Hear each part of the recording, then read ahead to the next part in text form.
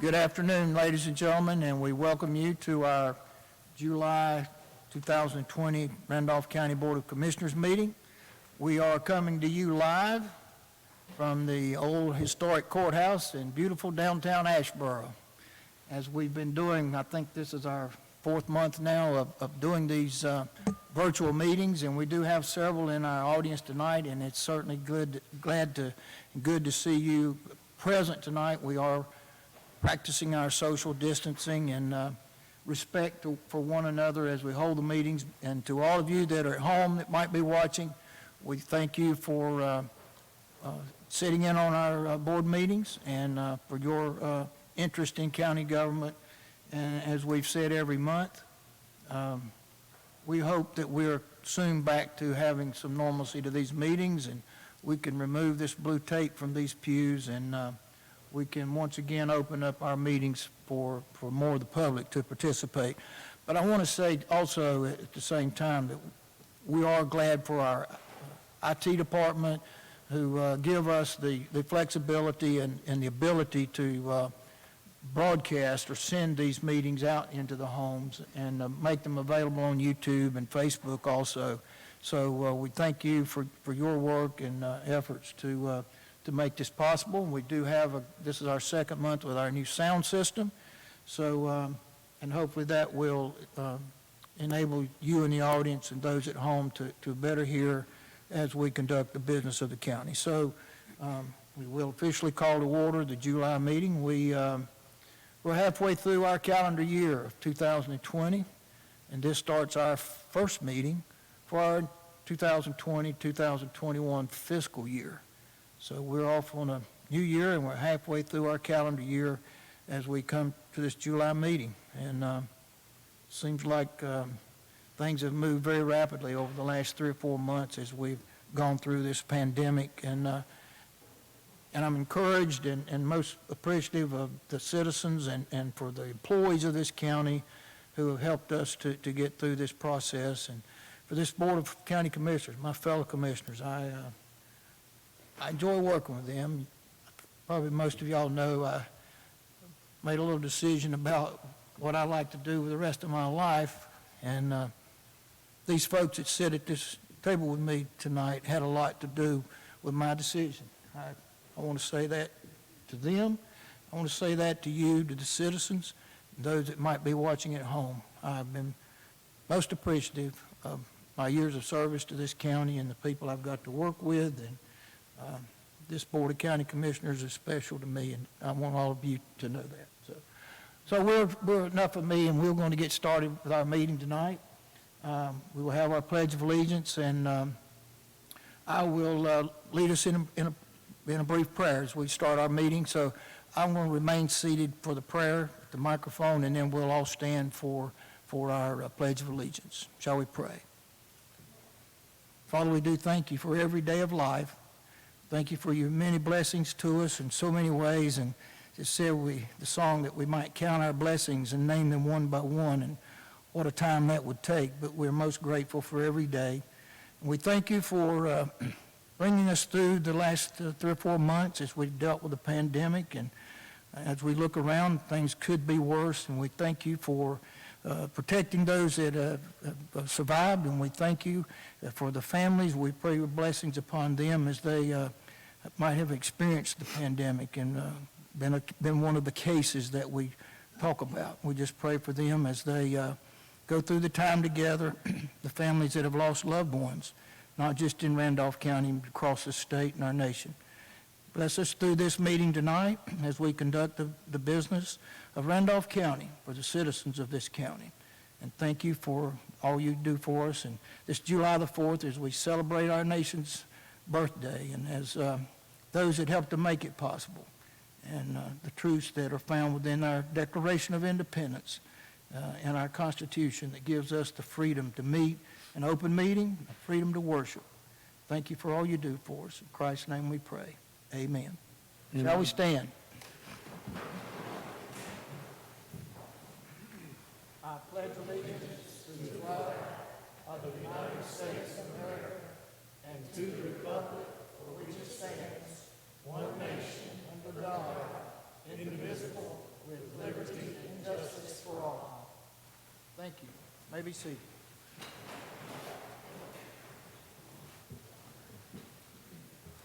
All right, we're going to have some special recognitions tonight. Good for those that are going to be enjoying their retirement years, giving up a lot of years of service to this county. If I add these up right, about 59 years of service that we're losing for those that are retiring, but we want to recognize them. And Andrea, if you want to come forward and make the presentations. Thank you. Good evening, Commissioners and Mr. Chairman. I am honored to be here to present some of our retirees from the Sheriff's Office. If I can have Barry Hazelton come up here with me and his wife, Sherry.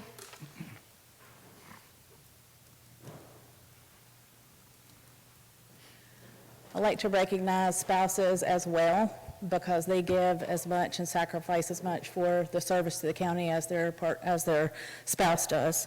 So Barry Hazelton grew up in Randolph County, receiving his GED in 1979. He graduated from Davidson Community College, receiving his law enforcement certification in 1994, and was hired by the Randolph County Sheriff's Office in 1994 as a part-time detention officer. He was hired full-time in 1995 to work with our breaking and entering task force as a deputy. In 1997, he was transferred to the Patrol Division, and he was promoted to sergeant in 99, and then again to lieutenant in 2001. He was transferred in 2002 to the Criminal Investigations Division and has been assigned to investigations until his retirement on June 1st of 2020 with 20 years of service. Barry had considered a law enforcement career and went on a ride-along with a family member, and he entered a drawing. And he had said that if he won the cross pins, then it would have been meant for him to go into law enforcement. So he won the pins, and he decided to start his career in law enforcement, and that's how we got Barry. Barry has served the citizens of this county in the Criminal Investigations Division for the majority of his law enforcement career. He has carried a heavy caseload and has recovered property for victims and charged many suspects in many cases. There have been many challenges that have come with the career in criminal investigations, and Barry has overcome many of those challenges. During his career in law enforcement, he obtained his basic law enforcement certificate in 1996. He obtained his intermediate law enforcement certificate in 2004, and then he obtained his advanced law enforcement certificate in 2012. Barry's retirement, he intends on spending more time with his family, his wife Sherry, his daughter Brittany, and especially his grandchildren, Nate and Henry. He plans on working part-time as an electrician, which he's been doing for many years to supplement his income, and he plans on enjoying his life to the fullest. So we thank Barry for his service to the county, to the citizens, and to the Sheriff's Office. He's part of our family.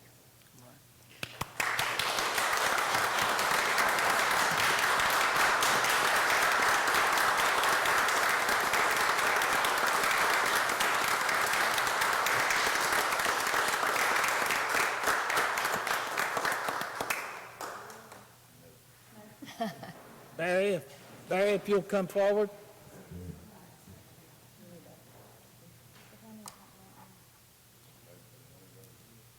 I'll work on it. Barry, you come here.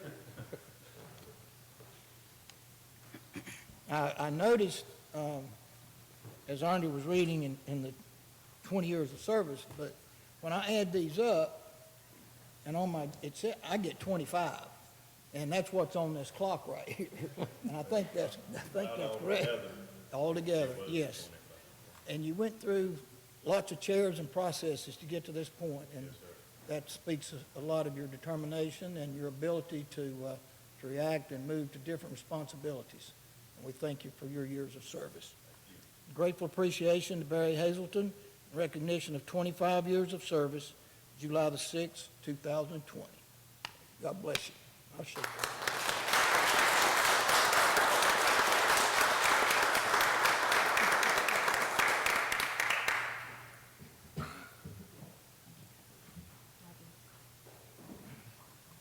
If I can now have Keisha Andrews and her husband Ben join me.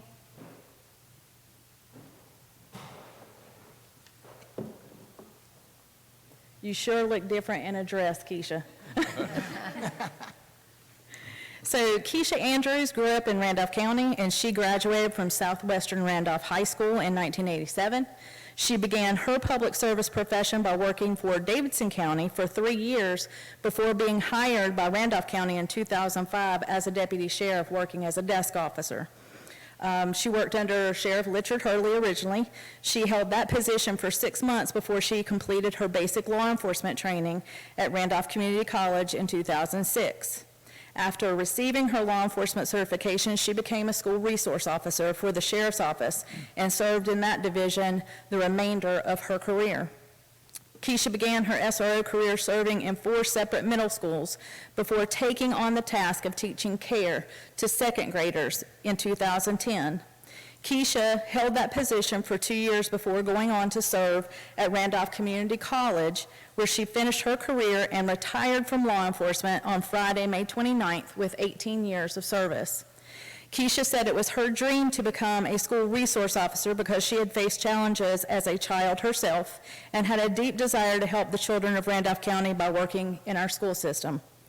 It was her belief that because she had faced adversity as a youth, that she could relate to the children in schools and knew from her own childhood experiences what they may be going through and how to deal with our troubled children. During her years in law enforcement, Keisha would go on to obtain her intermediate law enforcement certificate in 2013.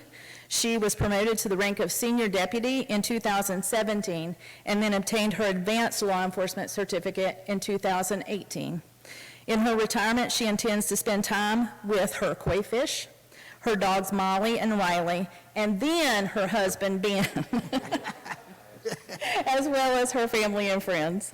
She plans to keep herself busy by working full-time from home, working for Melaleuca Health and Wellness. We appreciate Keisha, her service. She worked under me in the school-based programs division. She had a heart for children and reached many of them during her career, and we appreciate her. She is like family to us as well. Thank you, Keisha. Thank you.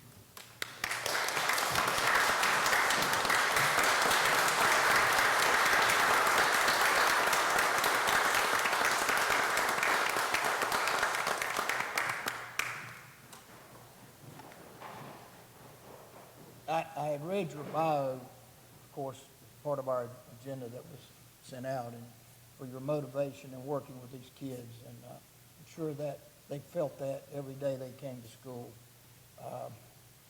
Some of that, I wish that wasn't necessary, but it's good to have people like you that are there for the safety of those kids and for the teachers that work there. Thank you for your dedication, and we wish you the very best. Grateful appreciation to Keisha Andrews, recognition of 18 years of service, July 6, 2020, Randolph County Board of Commissioners. God bless you. Thank you.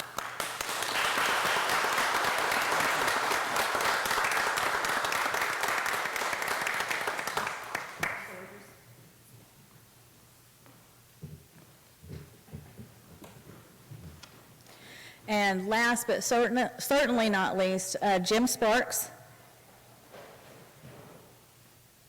And also have his wife come with him as well. Thank you for being here.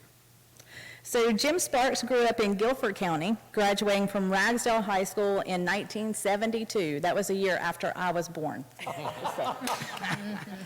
So he started his law enforcement career in 1997, being hired by the Randolph County Sheriff's Office to work in the detention center. He went to basic law enforcement training and graduated in 1998. He then began to teach CARE, the Child Abuse Reduction Effort Program, for the next 3 years. In 2001, Jim was transferred to the Criminal Investigations Division and was assigned to that division until 2007. In 2007, Jim left the Sheriff's Office and he went to work for Time Warner Cable as an East Coast investigator. However, in 2013, he couldn't stand it. He came back. Jim returned to the Sheriff's Office to go to the Breaking and Entering Task Force. He was transferred to the Community Outreach Program in 2015, and he remained in that division until his retirement on June 1st of 2020. For Jim, law enforcement was something that he had always wanted to do, but didn't know if he could afford to do so. So after Jim and his wife had raised their 3 children and put them through college, he decided to start his dream career in law enforcement. During his years in law enforcement, Jim obtained his general instructor certification in 1999. He received his specialized certificate to instruct SCAT, which is the Subject Control Arrest Techniques, in 2001. Jim also obtained his basic law enforcement certificate in 2015, his intermediate law enforcement certificate in 2017, and his advanced law enforcement certificate in 2019. In retirement, Jim plans on spending more time with his family, his beautiful wife, Joy. He also plans to continue to teach at the Randolph Community College, where he is an instructor for basic law enforcement training, as well as the detention officer certification course. He plans on working at the lake for the Water Authority in Randleman, North Carolina. Jim, we thank you for your service. We appreciate you. You guys are like family to us. The door's always open for you to come back and volunteer, because we will always take people working for free. There you go. Thank you, Jim.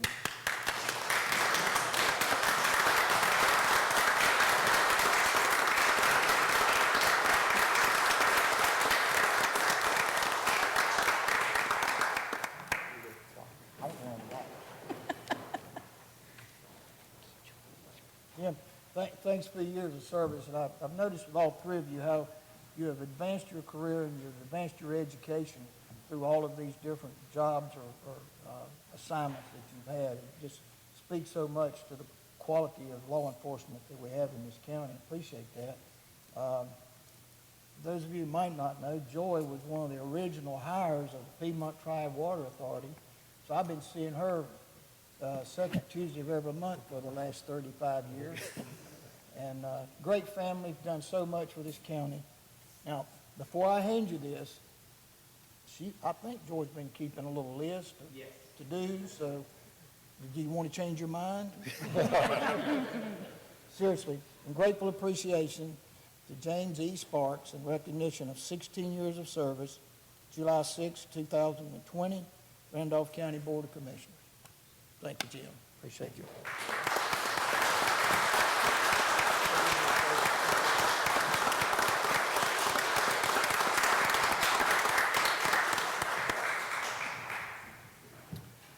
Daryl, if I could just say to Keisha, the schools will get back in business at some point in time in person, and they are always looking for good volunteers. So just think about it. All right. Anybody else have anything you wanted to say to these folks today? Okay. Next is our public comment period. Do we have anyone here to speak? Wesley Fennell. Mr. Fennell, come forward.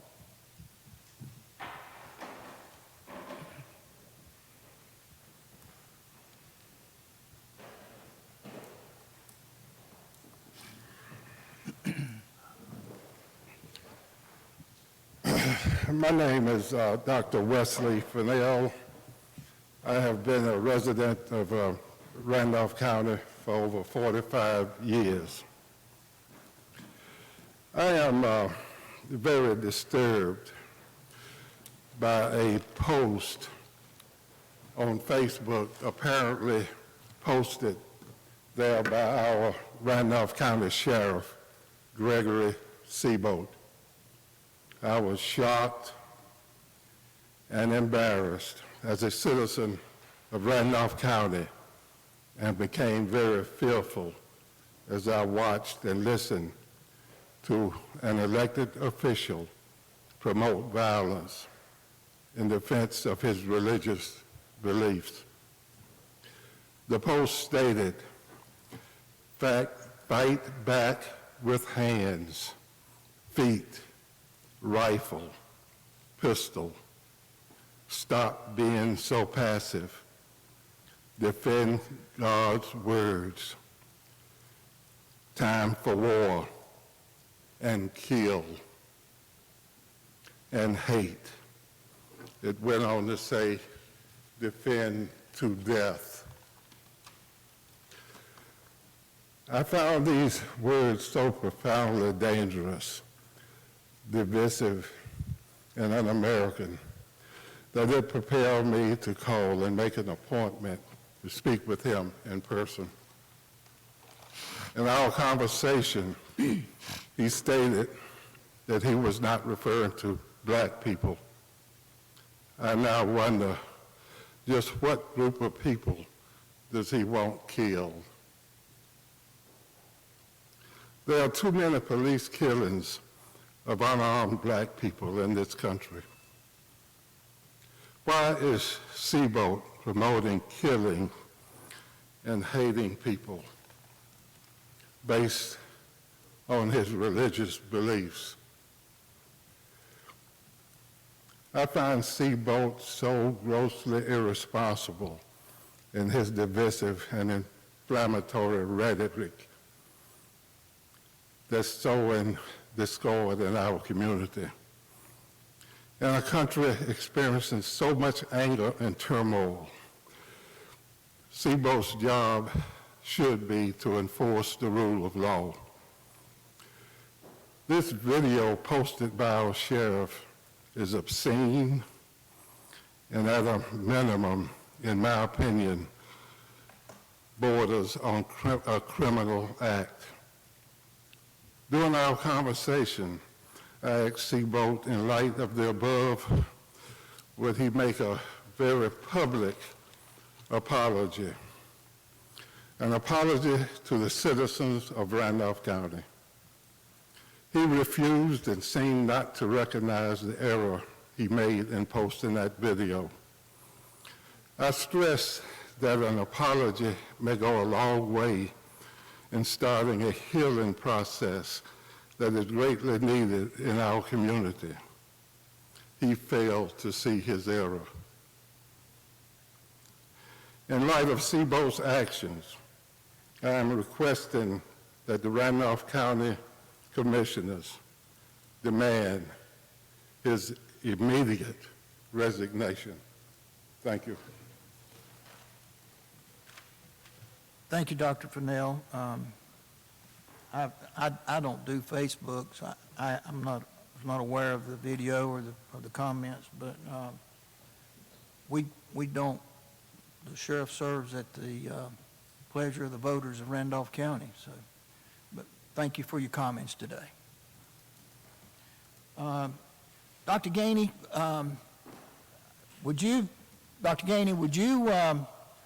comment about graduation? All of us here make I do Trinity and Wheatmore, but are we still planning graduation for the 28th and 25th? So that is a Saturday? Come to the microphone, Dr. Gainey, please. I was looking for you earlier and to give you some warning, but I couldn't find you, so.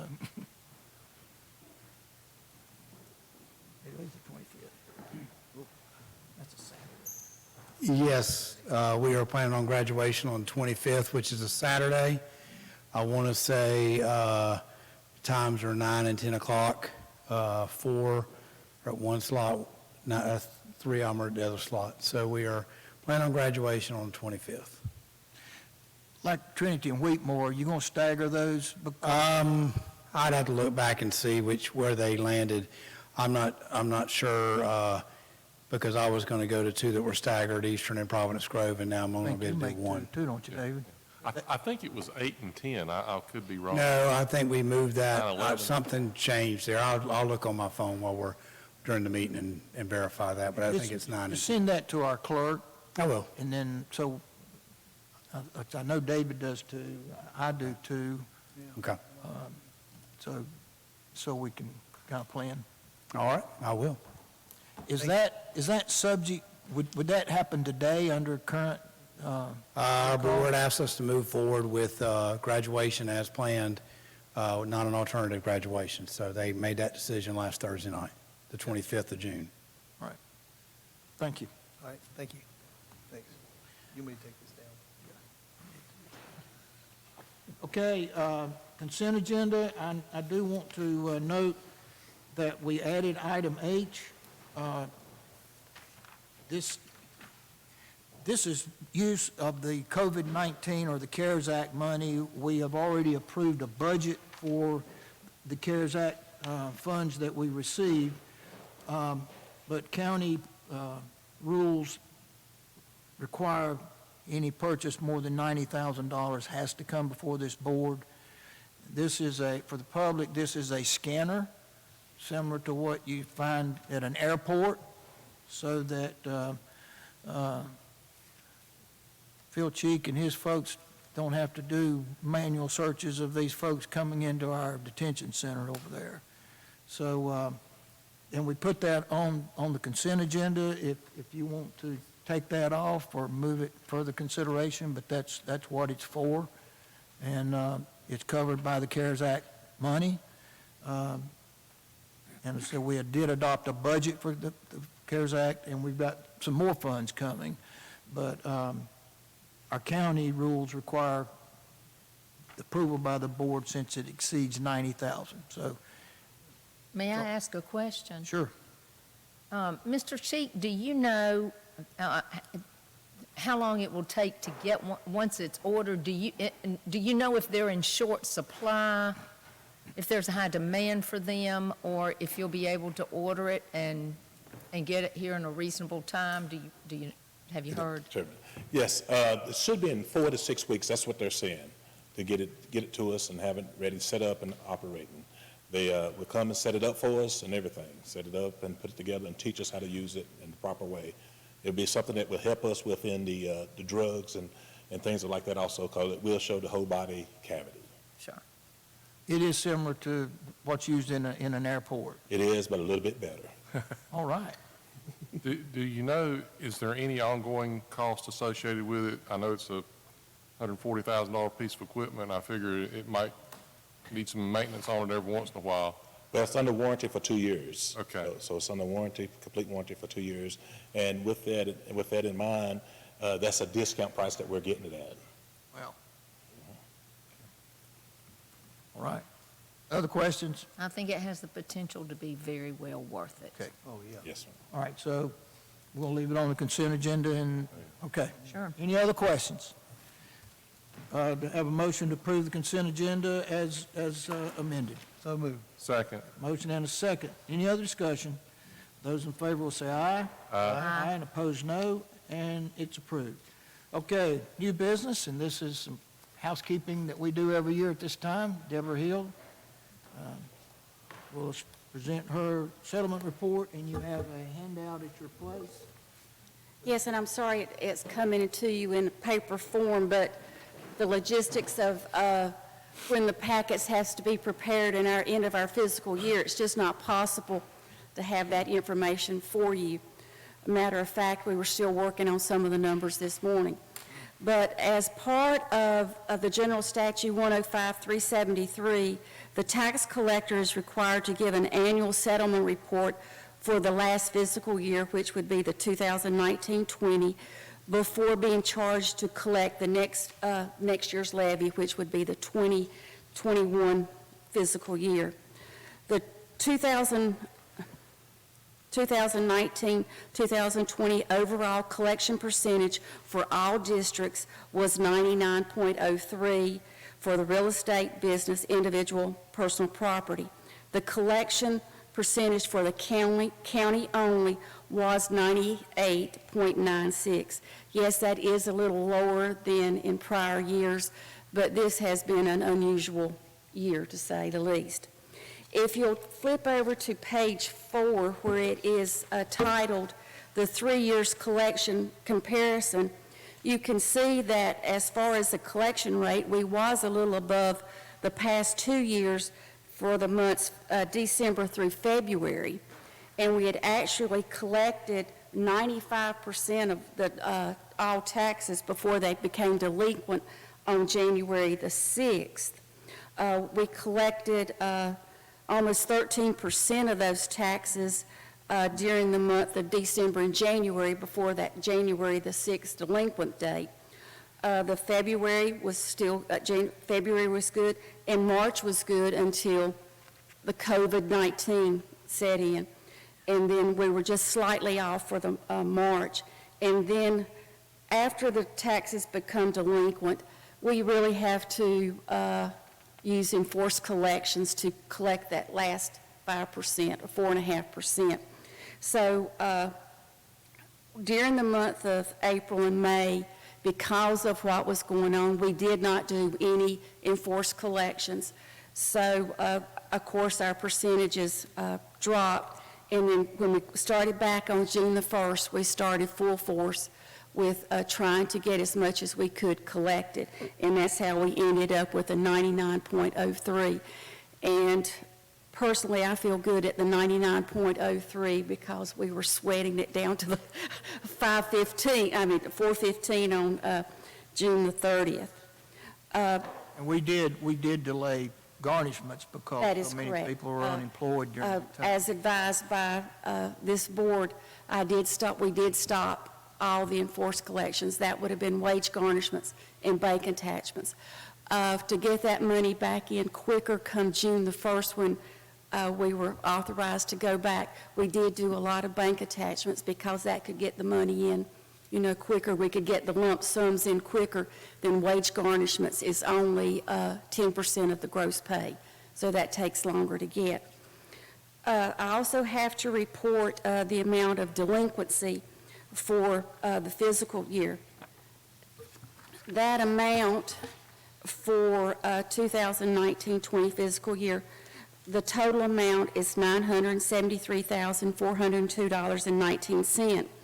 That's broken down into $753,337.82 for real estate taxes. For business personal property, it's $70,837.21. For individual personal property, it's $149,227.16. So that totals the $973,402.19. They always say the check's in the mail. We had really been working hard to collect two of the highest delinquent taxes still left out there, and they just couldn't get them to us. Those two checks come in today. So that was $38,000, but for the first 3 working days of July, we have already collected over $50,000 toward the 2019 taxes. So if they just mailed them a little sooner, this could help the percentage. Excuse me. The total delinquent taxes for all years is $2,254,374. Now, of that $2.2 million, $234,347.68 is due to bankruptcy.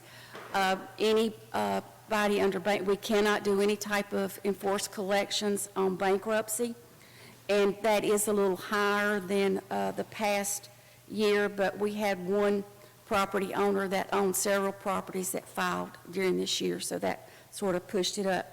Also, we still have a appeal at the Property Tax Commission that has not been finalized, and while that's been still under appeal, we cannot enforce collection, and that's $17,683.87. So out of that total delinquent, $252,031.55, or a little over 11% of that delinquent tax, we cannot do any type of enforced collection on. The tag and tax that was started in 2013 has really improved the collections on registered motor vehicles. That pushed the taxes, the tax rate for tagged vehicles to 99.42%. But the gap bills, that's when they don't renew their tag on time for some type of reason, and there is a gap in between the time the tag expired till it was renewed. We have to send out what we call a gap bill for the taxes between that period of time. The collection rate on those are only about 77%. People, for some reason, just don't like to pay property taxes on a vehicle. The state average last year for property tax collection for counties with over a population of 100,000 was 99.07. Last year, our collection rate was 99.35. So I'm very proud of Randolph County that we're still ahead of the state average. And I probably one of the few counties left, but appreciated by all citizens in this county, is that 2% discount.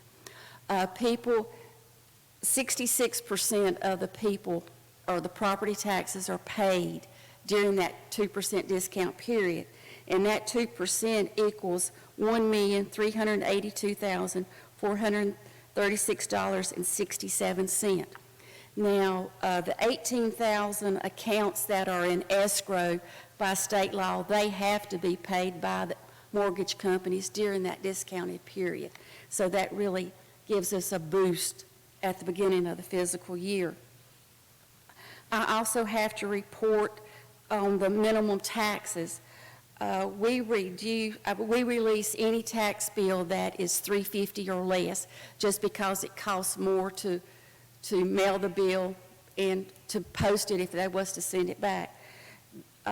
Those 66,410 tax bills totaled $5,034.30, so that averaged about 78 cents a bill for what we released. Excuse me. The total number of property tax bills that we mailed, and this is one of the reasons our postage is so high with the tax department, we mailed 99,583 annual property taxes. We mailed 151,588 registered motor vehicles. Although the state mails those, they print the bills and mail those, the cost still comes back to the county. So that was 151,588. And then those GAP bills was 5,880. The tax department, we also held 3 tax foreclosures during this last fiscal year, and at those foreclosures, 17 properties was sold. 9 properties, the taxpayers did get their taxes paid up to current and saved it from going to a tax foreclosure. Now, I have a balance sheet here of how all that is broken down. I'm speaking to a board of accountants and financial advisors, so if you need for me to go over this balance sheet, I will. But I will comment on the $2,132,193 that's listed under adjustments and releases. That includes the discount, minimum bills, just releases off of a value that might be wrong or something that's been listed incorrectly, and also for any real estate values that had been appealed. We did have a reappraisal during 2019, and values did get adjusted. So that would also be represented in that $2.1 million. But if you have any questions, I'll be glad to answer them. Any questions on Deborah's report? Good one. No questions, but I tell you, those are remarkable percentage of collection, and I'm sure probably a lot of folks don't appreciate the amount of work and effort you guys go into having to do this, and I'm sure there's probably some people who'd rather not pay these. Well, But I'm thankful for the good citizens that we have in this county. As I reported, 95% of those taxes are paid timely. It's that last 5%. And some of the problems we had with this April, May, and June, and people were upset with some of when we started back with the garnishments and attachments, that they couldn't understand why we do such a thing during a pandemic. But once we started researching some of that, some of those folks were the ones that was late every year. And there was folks that come in with their stimulus check. They paid this year's taxes, the 2019 taxes, and also prepaid. If there was a balance, they prepaid on their 2020 tax bills. So I find that very admirable of folks thinking ahead. and not buying big screen TVs. Plan. And when you did that, did you give them the 2% discount? No, our resolution says that the 2% starts from when the tax bills are mailed. That's the way the resolution was originally Yep. written, as the 2% would be from the time the bills are mailed, not from July 1st. So that's part of the resolution. Any other comments, questions? Okay, Deborah, Okay, comes your charge. okay. To Deborah P. Hill, Tax Collector of the County of Randolph. You are hereby authorized, empowered, and commanded to collect the taxes set forth in the tax records filed in the office of the county assessor and in the tax records herewith delivered to you, in the amounts and from the taxpayers likewise therein set forth. Such taxes are hereby declared to be a first lien upon all real property of the respective taxpayers in the county of Randolph, and this order shall be a full and sufficient authority to direct, require, and enable you to levy on and sell any real or personal property of such taxpayers for and on account thereof in accordance with the law. Witness my hand and official seal this 6th day of July 2020. Darrell Fry, Chairman, Randolph County Board of Commissioners. Thank you You are very hereby much. Thank you charged. for your confidence. Thank you. Thank you for your report. Okay, classification pay plan, Jill? We have a handout at your place for her presentation also. Chairman Fry, members of the board, before I get started on this, I want to thank all of you all for the 1% COLA for our employees. We're very appreciative. Look at Deborah, kudos to Deborah and her staff, and like you said, a lot of our employees are on the front lines and working day in and day out, and we have all, with this board's help, worked very hard over the last few years to get our classification competitive, and so we appreciate that. So thank you. Now, to the classification study, I am requesting your approval of the 2020-2021 Randolph County Classification Plan to be effective July 1st.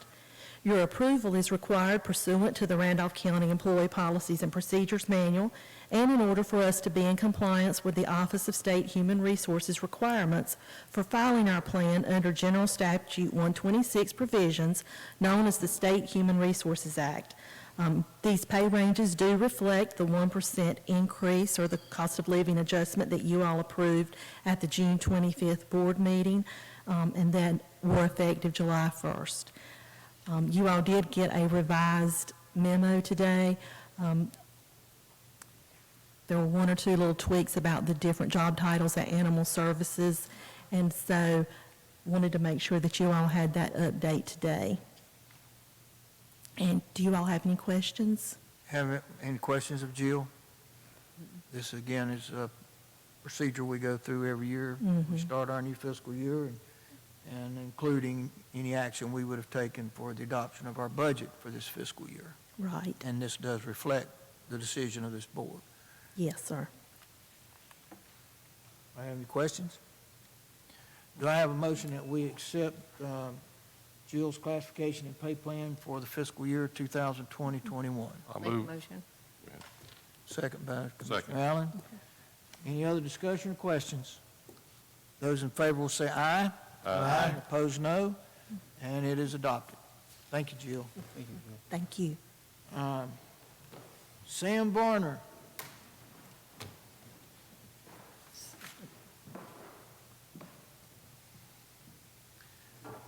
Sam's done a great job, and I'm saying that, I know this board's aware of it, most of you sat in on our crisis management team meeting, but folks at home might not know Sam's role in this process. He's been an intermediary for our business and professional community here in the county, and it's a great idea and a great benefit. Right.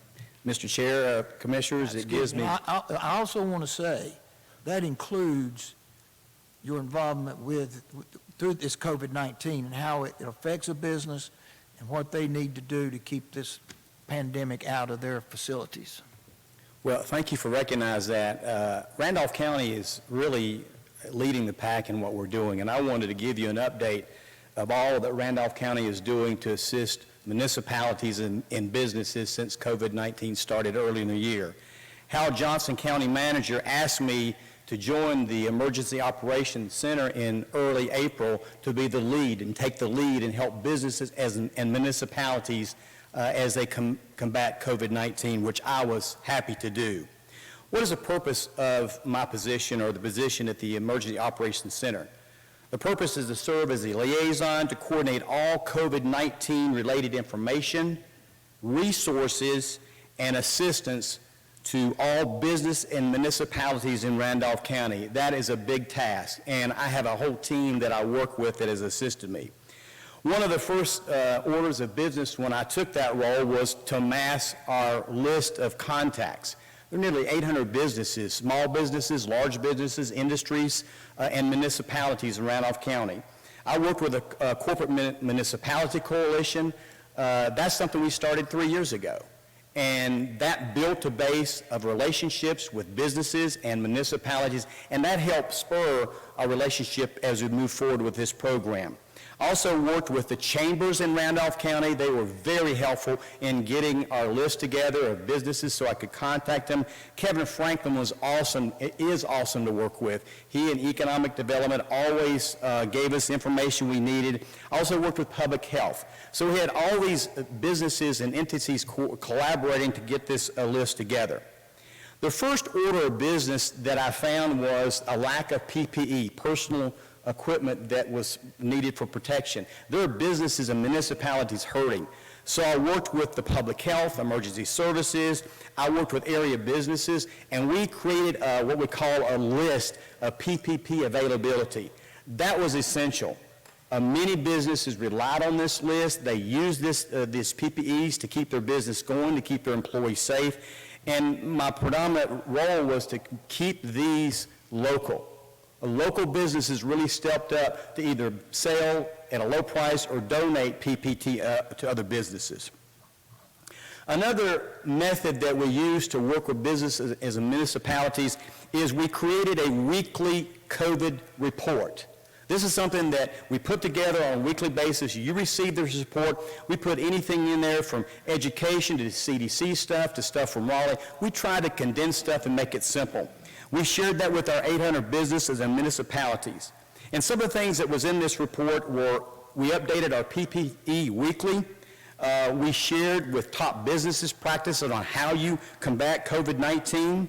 We researched CDC, the North Carolina Department of Human Service, Health and Services, Department of Labor. We put this information together for them.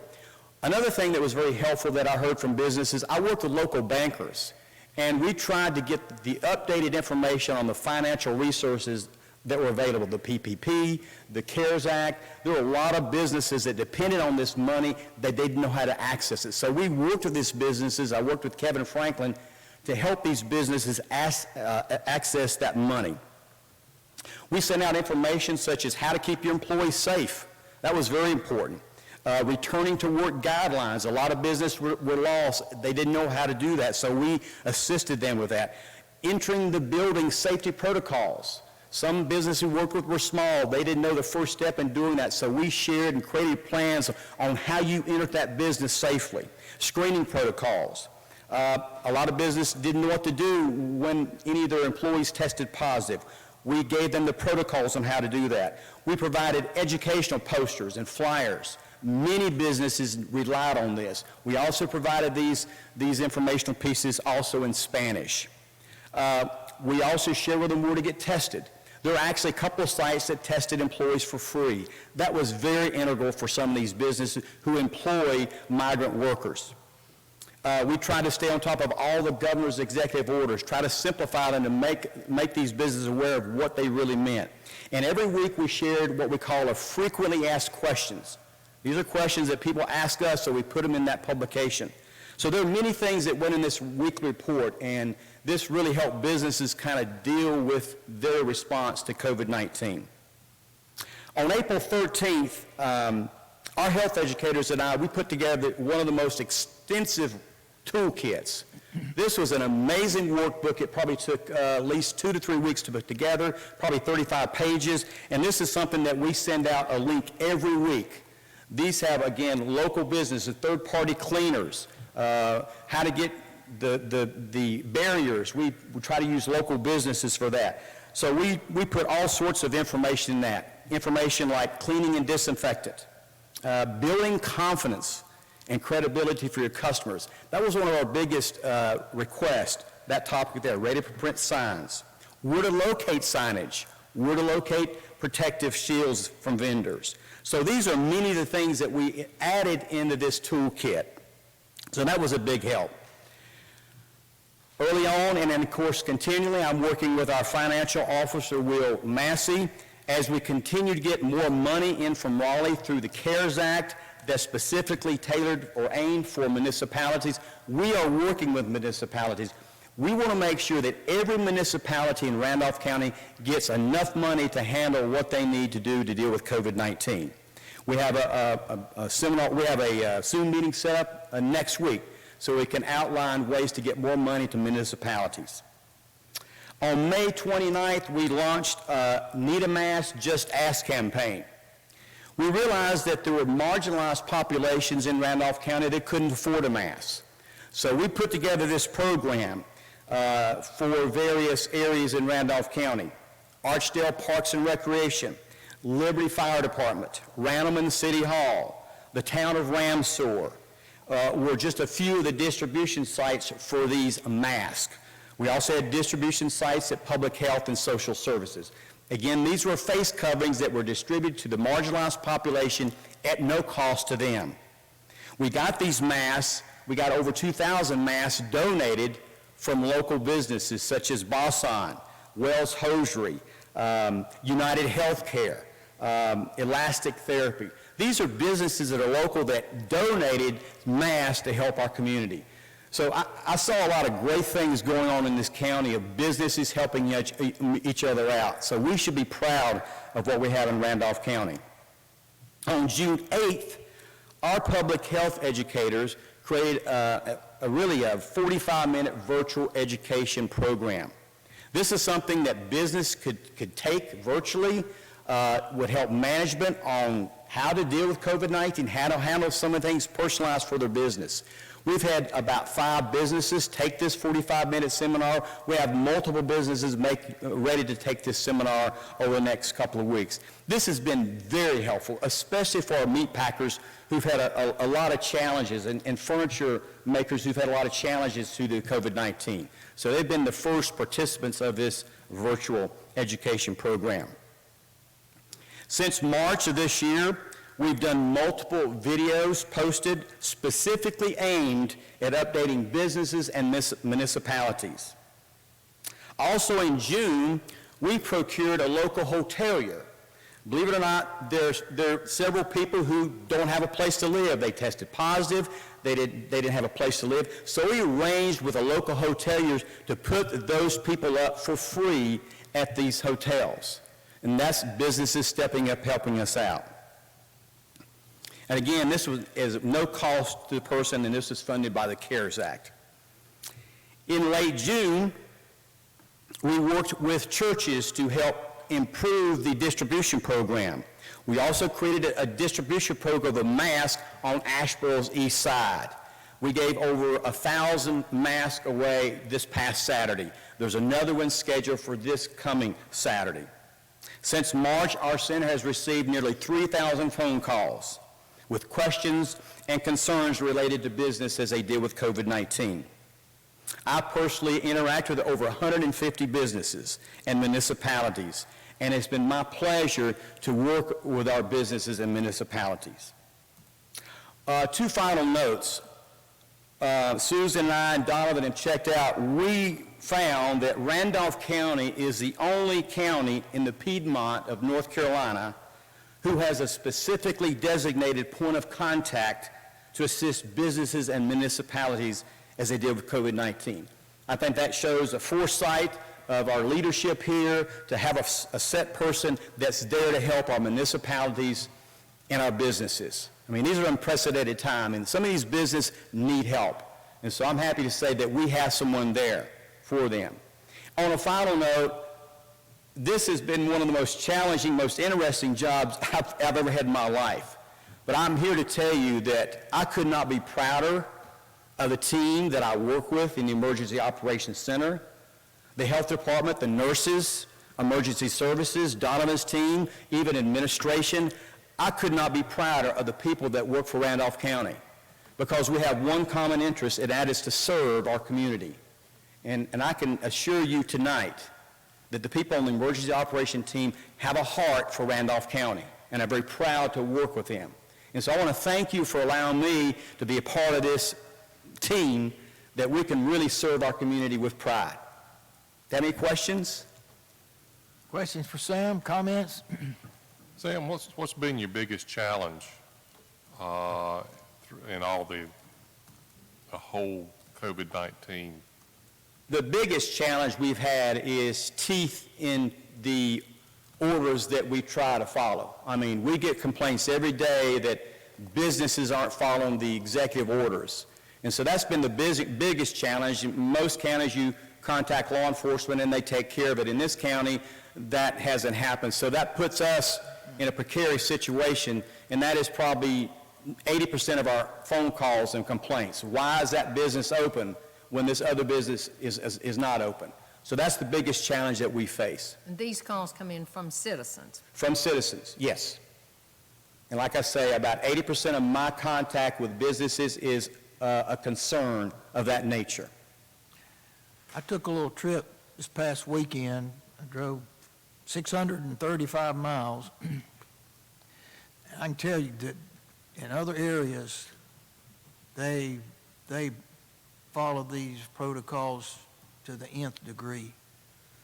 You won't walk in a building without a mask, and you will not pull that mask down to talk. I mean, it's glued to your face. And it's a little different environment than we've had here. But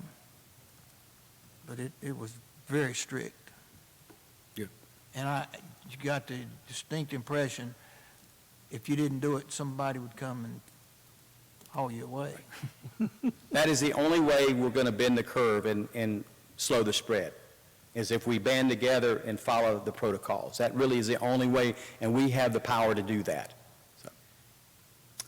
Any questions? Yeah, well, I don't have a question, I have a comment. Those folks that are out there listening and saying, well, where do we get our hands on this, whatever. I had a personal need to get several masks, and you know that, Sam. I thought, where am I going to get that information from? Where am I going to get it? Well, let me ask Sam. So I came to Sam and I said, Sam, I need to get several masks. Where do I get them? Well, Sam didn't give me that. Sam didn't tell me that. But he said, here. He handed me a list of everything that you possibly need, not just masks, but the hand sanitizers and everywhere. He didn't qualify. He gave me a list of everybody in Randolph County that sold whatever these things are that you need, and gave me a good list of what the pricing would be and all this kind of stuff. And I gotta commend Sam. You guys, I mean, I didn't expect that, but you gave me everything I needed and more. And folks, here's your resource right here.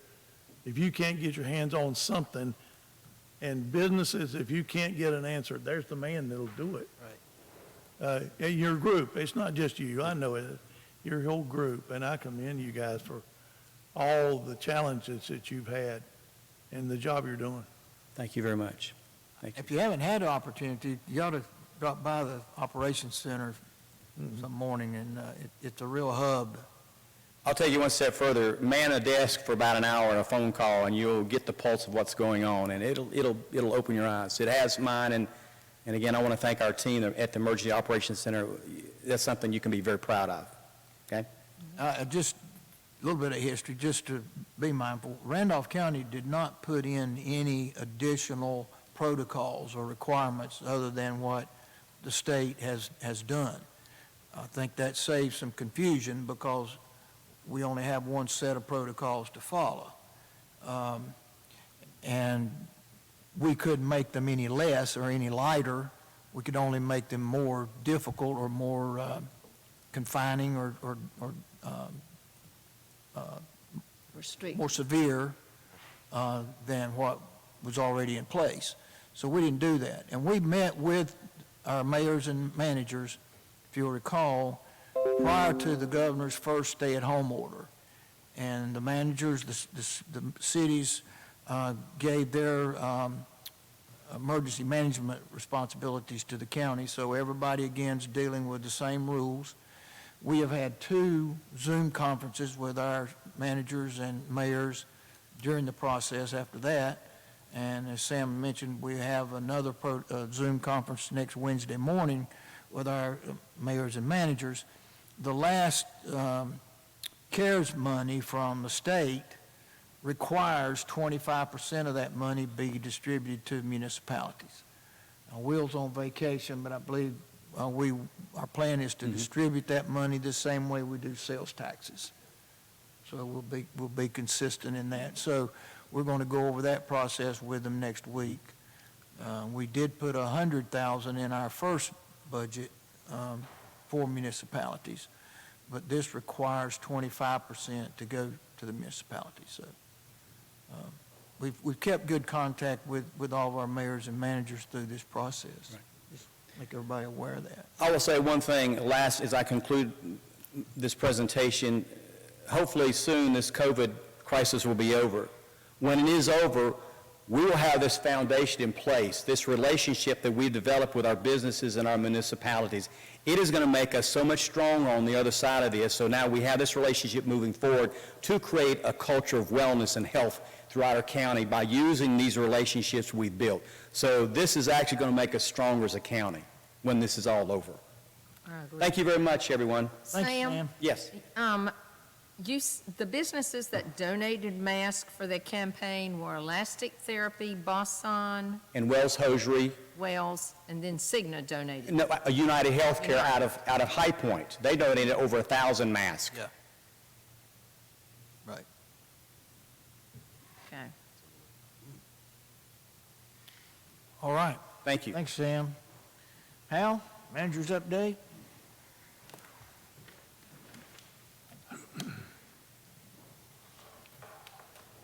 Thank you, Mr. Chairman. Sam Barner is such a good example of Randolph County government and how our Randolph County government is a first responder. In a time of crisis, the county government and our employees, people look at us, all of us, as first responders, and they're the ones that they call on is the county government and our employees. And as your county manager, and I know that you feel the same way, I'm so proud of our employees, all 800 of them. They serve, they protect, and they do the jobs that they love to do, but it's probably shown more during this pandemic just how critical county government is in protecting the public health, safety, and well-being. I said that to lead into our video presentations that we've been doing. It started March the 24th, and it was clear that with the advent of the pandemic, there was a lot of misunderstanding, a lot of concern, still is. A lot of people wanted information, and so we started doing videos in Randolph County. I want to mention before we go to the video here, the work of Jared Bird, Emergency Services, and the work of Doug Moore sitting back there. Doug's with our IT department. He's the guy that you call when something's broke on your computer. He's our film expert, and he works with Jared in Emergency Services to put all our videos together. What appears to be real smooth and it's everything running real good, there's a lot of work that goes into that. And he's one of the two, Doug and Jared, that make that happen. We started producing those videos March the 24th, and the purpose is to provide citizens information that we feel in a time of crisis, that's the most important thing a citizen can have is information. We began with regular updates of public health on the status of the coronavirus. Chairman Fry and the Public Health Director were regulars on those videos. Then we began to expand a little as the process went on, and we brought in all the different county departments and agencies, Senior Adults Association, Partnership for Children, our Economic Development Corporation, all those that impact the Randolph County community, and gave them an opportunity to let the public know what they're doing in this time of pandemic. We didn't realize, starting in March the 24th, that over 25,000 people would be looking at these videos that we produced.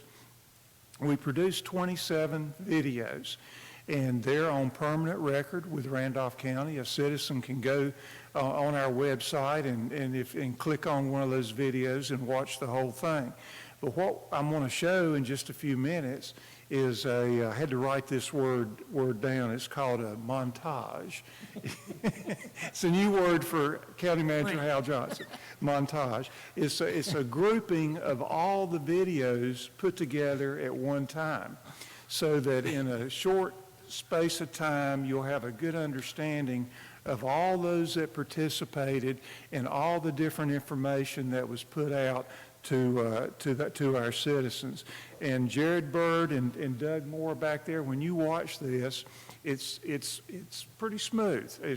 But it's a lot of cutting and splicing of major videos that were done for a lot of different reasons, and they've just done a wonderful job. And what we're going to try to do when we show the video, Doug's going to take the camera, because all this is live, and he's going to focus in on the big screen there, so that those citizens that are watching from home can see the same video. They can also go on our website and see it, because it's certainly going to be posted there along with other areas around the county. So we'll do that. I'd like to say this to Chairman Darrell Fry there. And Darrell, I know you was considered for state senate, but I am so glad that you're going to be stay a county commissioner. The Senate's loss is our gain here in Randolph County. And I said that because as you're looking at this montage, this video montage here, Darrell Fry, obviously, he had a part in every video, but the last part of this video, and I always had to speak from notes, but Darrell can come in there and he'll go, I don't know what I'm going to say, I don't know what I'm going to say, and he just ad-libs, and he just is perfect. What he says in closing out this video is what a Randolph County employee is all about. And he didn't even know that I was going to say this. But thank you, Darrell. And I want all our county employees to watch this, primarily for your conclusion that you'll see on this video. So Doug, if you will, and Dana, will take a look at this.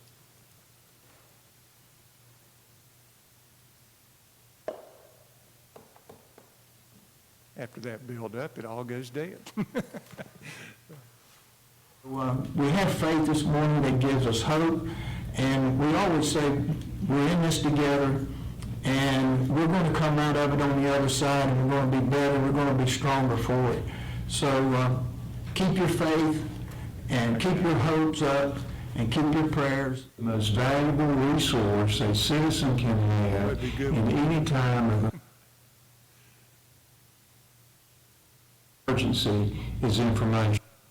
We have faith this morning that gives us hope, and we always say we're in this together, and we're going to come out of it on the other side, and we're going to be better, we're going to be stronger for it. So keep your faith, Here comes Doug. and keep your hopes up, and keep your prayers. The most valuable resource a citizen can have in any time.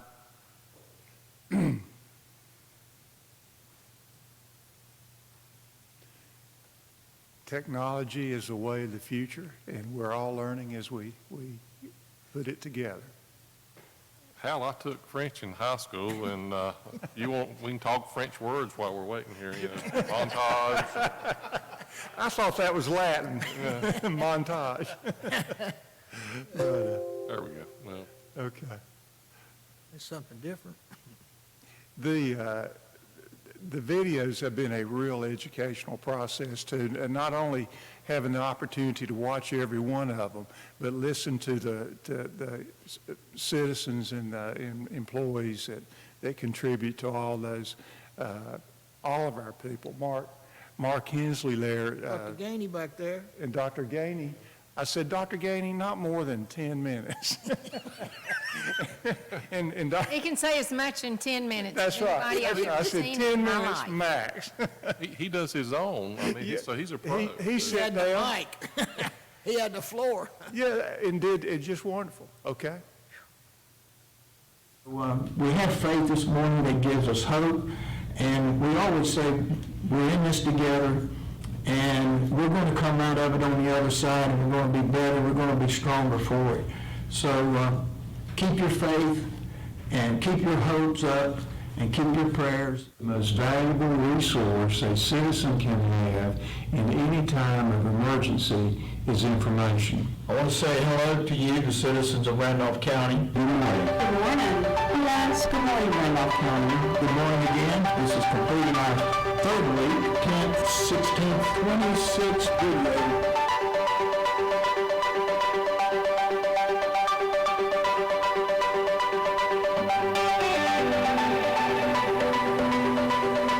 Our EMS is prepared to respond to anything that may occur or additional call volume that happens because of COVID-19. We have established policies such as teleworking on a rotation basis and online services in order to be able to increase the physical distance between employees and their customers.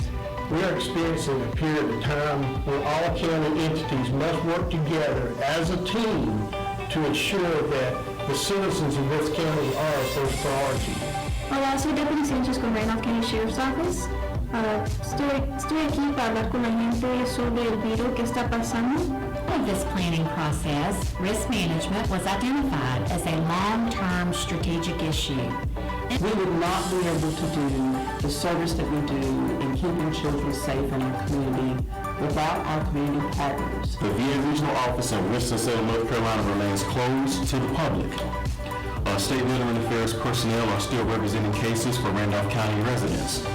On Friday, March 27th, President Trump signed the Coronavirus Aid, Relief, and Economic Security Act, which is better known as the CARES Act. Identifying close contacts and staying home helps prevent the spread of COVID-19.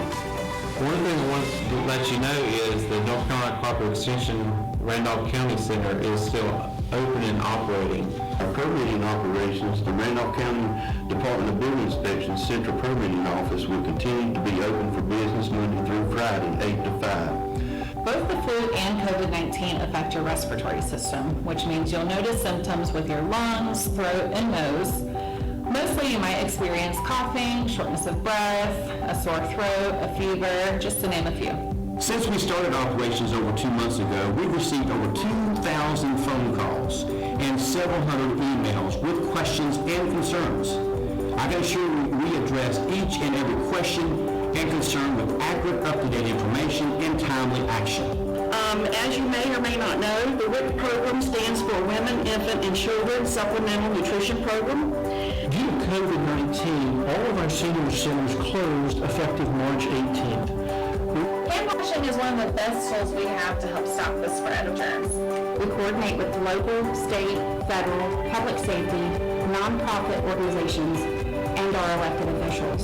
Start off with, we have not seen our students on campuses like we're used to seeing them since the end of the day on March 13th. Public swim pools include swim pools, spas, wading pools, and interactive play features such as splash pads. From the time that this pandemic hit U.S. soil, Randolph County has been working hard to equip you, the public, with resources and information. Staff members have been divided into 2 groups, and one team will be focused on the northbound location and one on the southbound. This separation will prevent cross-contamination. You want to brush twice a day for 2 minutes at a time. One of the things that we're really proud of is during this pandemic, 76% of our child care centers and family homes have remained open. I want to remind everyone that by taking necessary precautions, we can slow the spread of this virus. Wear a face mask, wash your hands often, stay 6 feet away from others. That is really the best way to prevent exposure. The most valuable resource a citizen can have in any time of emergency is information.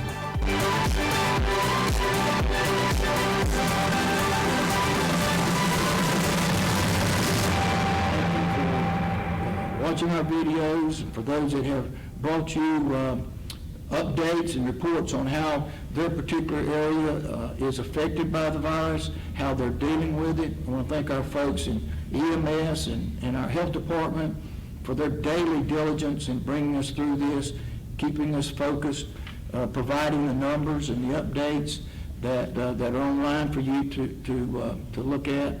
Our county manager, as he's led us through this, or our crisis management meetings, just so many that have, I'd say that's why they're here. That's why they chose to work in county government, because of the service to the people of this county. So thank you for that. Continue to remember us, and as we do you, and may God bless. And I thought that was just a perfect ending to that video. That's why we're here. Thank you, Darrell. And just as a side note, Ross Holt is going to take these videos as part of the historical record, and that will be on file with our Randolph room for decades to come, when people want to look back and see in the beginning of a pandemic how a county government responded to that. Thank you, Mr. Chairman.